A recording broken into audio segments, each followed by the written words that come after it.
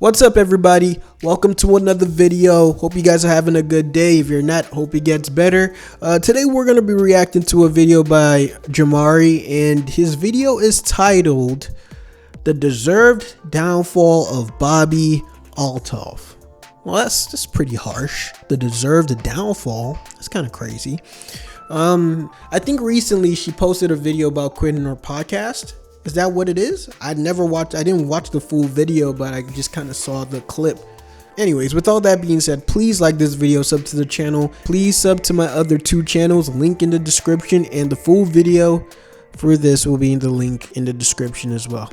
All right, let's get to it.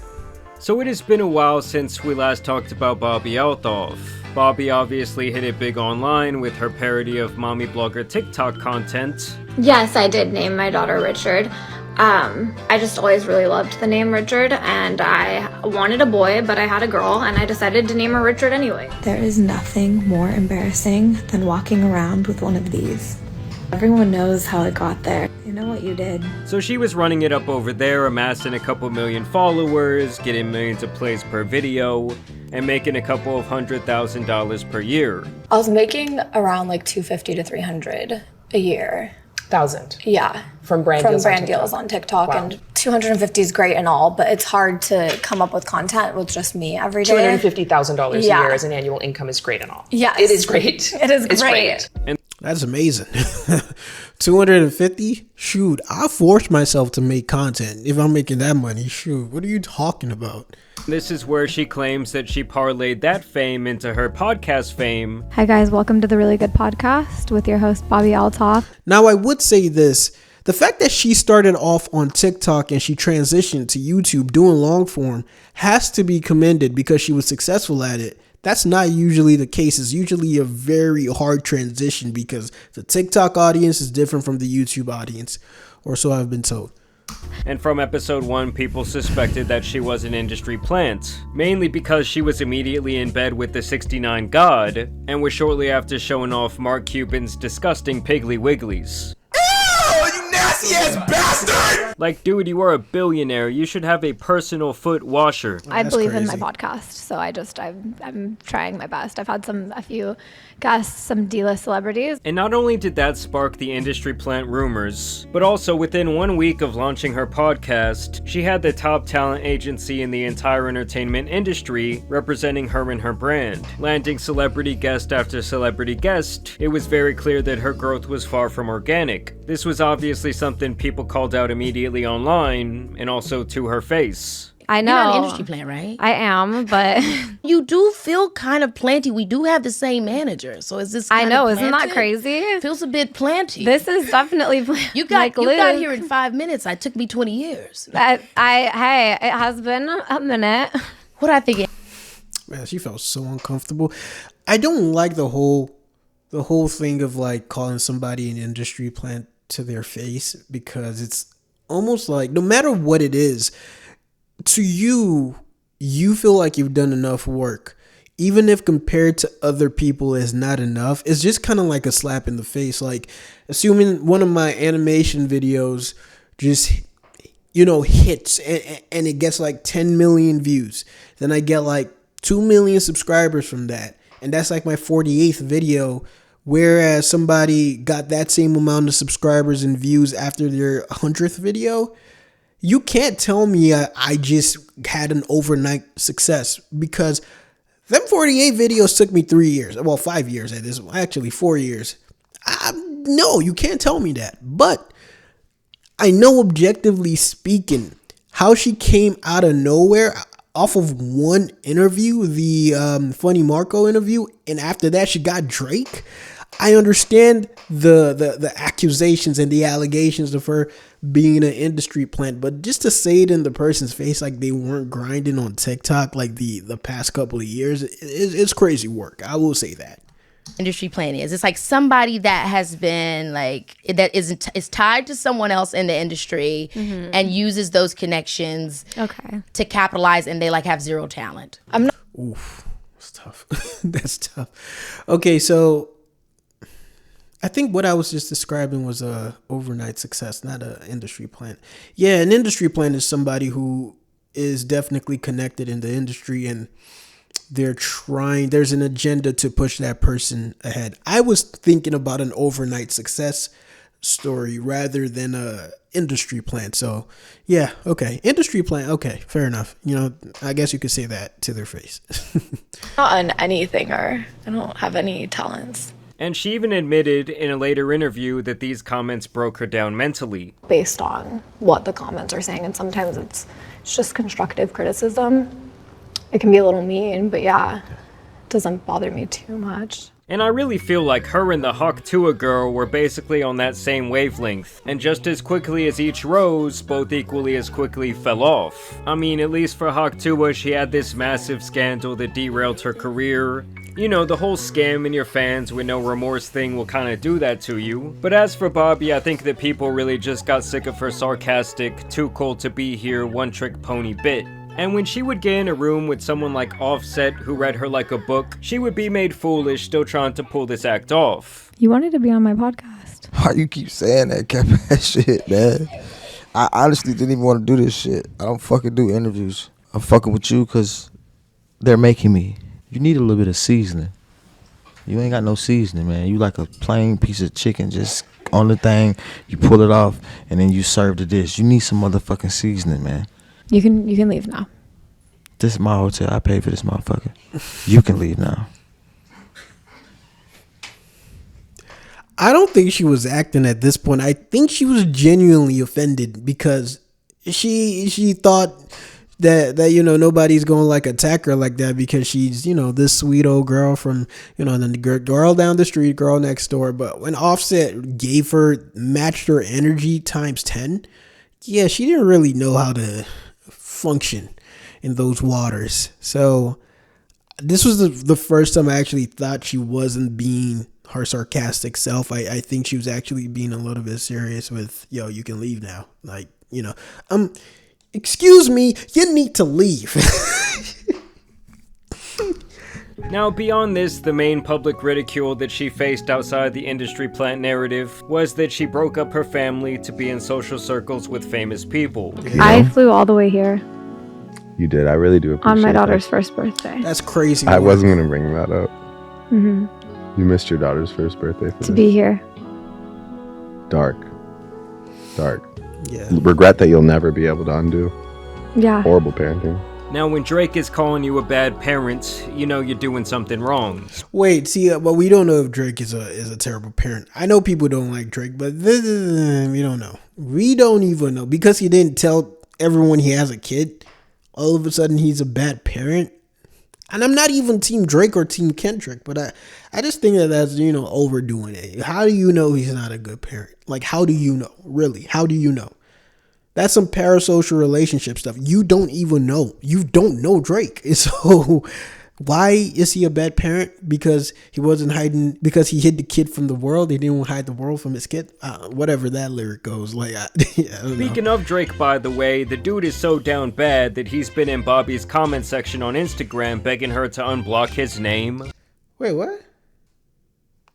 Was this recent? I know they had a falling out or something. Was this recent? Embarrassing! Either way, despite being married at the time of these early interviews, she was always asking these guests if they would smash her up. Would you date someone that looks like me? Am I your type? I'd do it. Thank you. I mean, imagine being her husband seeing that shit. The guy did actually file for divorce around a month after the Drake episode dropped, leading to rumors that Drake gave her initial initiation, if you know what I mean. Obviously, after this, she would gain the reputation that she was being passed around the industry. Ryan Garcia was chasing her around the room like it was his crush on the school playground. He would later confirm them hooking up during a Twitter rant. She was seen being drunkenly carried out of clubs, and even had this really embarrassing moment when she tried to do that thing where girls soft launch the guy they're dating, only to have it backfire after the FBI, that is social media, discovered that it was some NFL player and he completely denied being with her in the first place. This caused her to crash out on TikTok.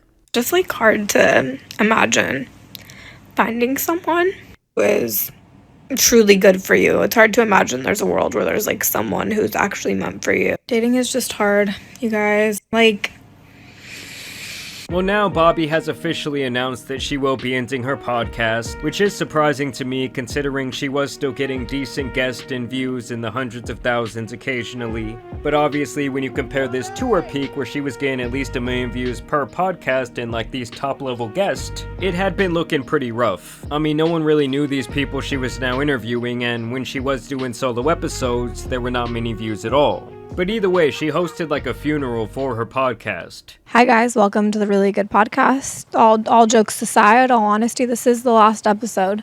In honor of the last episode, my sister and I are going to sing a song.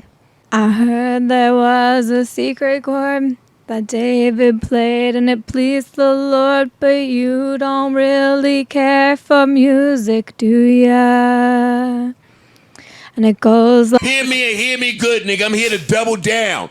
That shit is a 2-pack of ass. Yeah, I totally have no idea why this podcast fell out of favor. Now, regardless of all of that, even up until last year, someone was funneling money into her career, trying to make her a thing, trying to get her some positive PR with Business Insider and other entities that are known to take money to do interviews or think pieces on celebrities. The Really Good Podcast.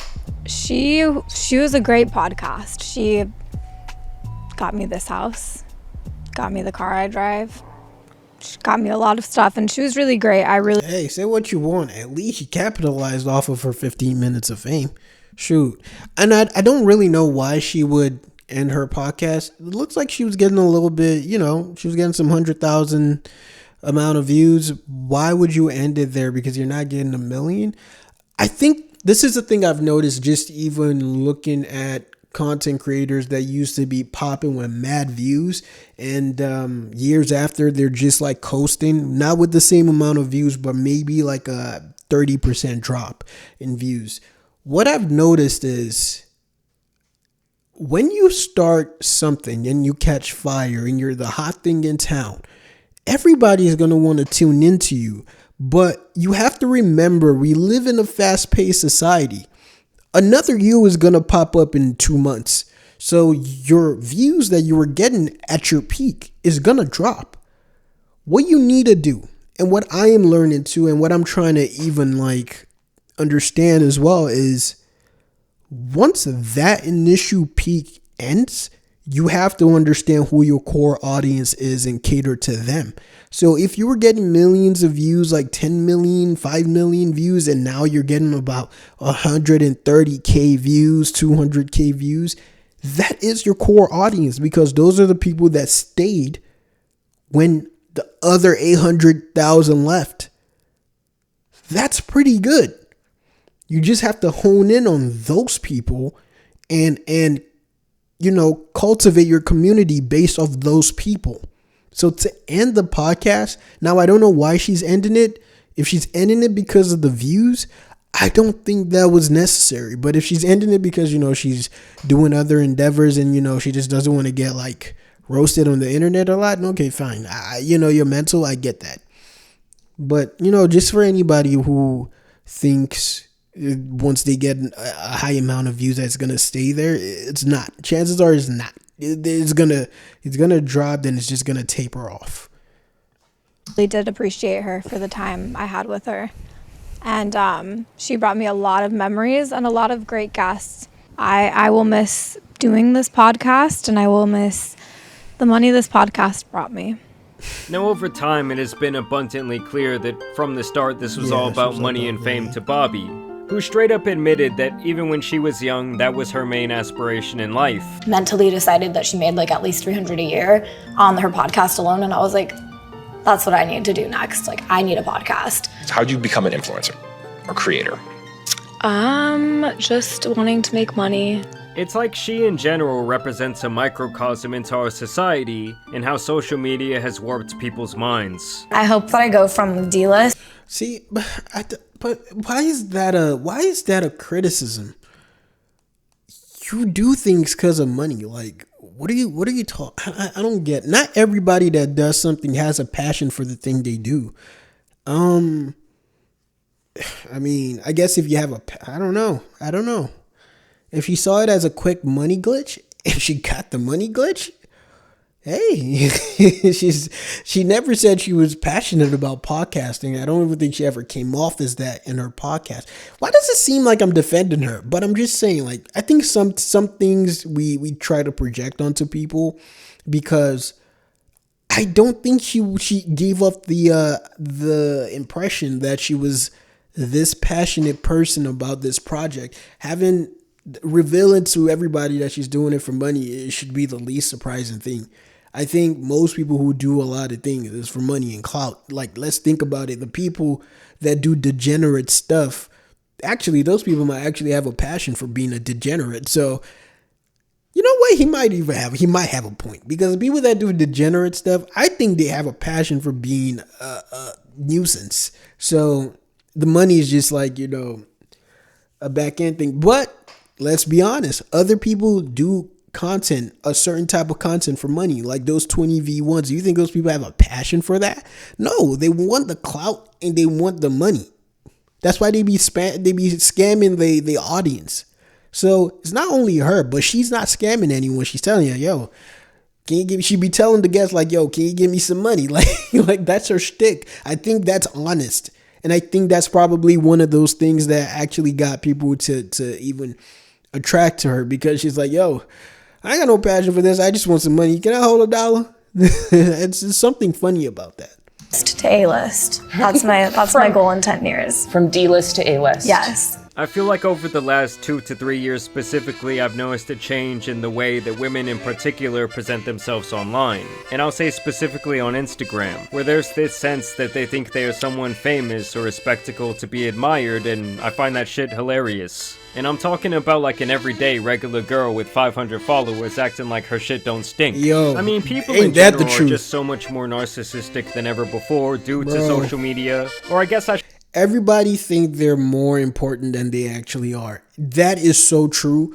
Like, it feels like everybody's or most people's social media page is even if you're not popping like that, their page is almost like a precursor to what they think they're gonna be. So they're already setting up their pages to be aesthetically pleasing, to have this glam and allure to them, like they're this celebrity or something like that. That is so true. I've noticed it so many times, and I'm like, yo, what are you doing? Like, what are you doing? Like, what are you doing, huh? What are you doing?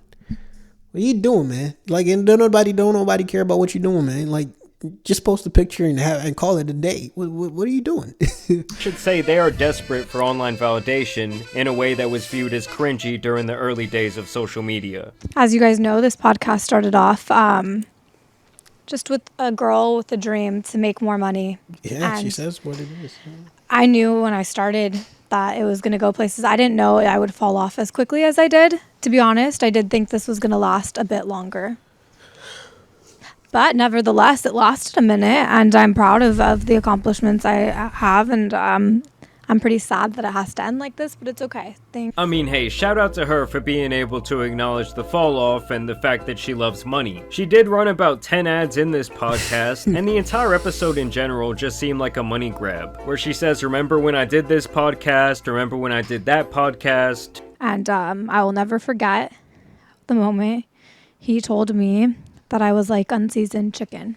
It was basically like one of those filler episodes where they just show a bunch of flashbacks from the show. You know, the one you always skip. She really just cycles through all the interviews, she plays a clip, and moves on, periodically throwing another ad in your face. And I do have a sneaking suspicion that this might just be the pre-launch of some other show that she wants to now do. But this is how she ends her show.